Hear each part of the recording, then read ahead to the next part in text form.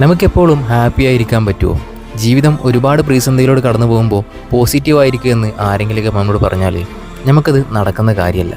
പക്ഷേ നമ്മളൊന്ന് വിചാരിച്ചാൽ നമുക്കത് പോസിറ്റീവാക്കി മാറ്റിയെടുക്കാൻ പറ്റും. അതെങ്ങനെയാണെന്നല്ലേ ഞാൻ പറഞ്ഞുതരാം. ആദ്യത്തെ ഒരു കാര്യമെന്ന് പറയുന്നത് നമ്മൾ മറ്റുള്ളവരോട് നന്ദി കാണിക്കുന്നവരാവുക. കഴിയുന്നതും രാവിലെ നേരത്തെ എണീക്കുക.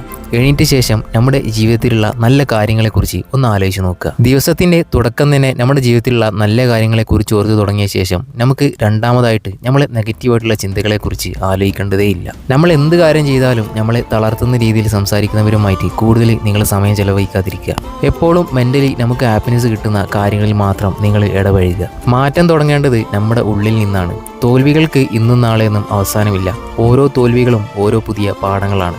മറ്റുള്ളവരെ പോലെ ജീവിക്കാൻ ശ്രമിക്കരുത്. നമ്മളായി ജീവിക്കുക. ഇന്ന് ഈ നിമിഷം മുതൽ ചെറിയ മാറ്റങ്ങൾ തുടങ്ങാം. ചിരിച്ചുകൊണ്ട് ഓരോ ദിവസവും മുന്നോട്ട്. കാരണം നിങ്ങളുടെ സന്തോഷം നിങ്ങളുടെ മാത്രം തീരുമാനമാണ്. Keep smiling. ഈ വീഡിയോ ഇഷ്ടപ്പെട്ട ഷെയർ ചെയ്യാൻ മറക്കല്ലേ.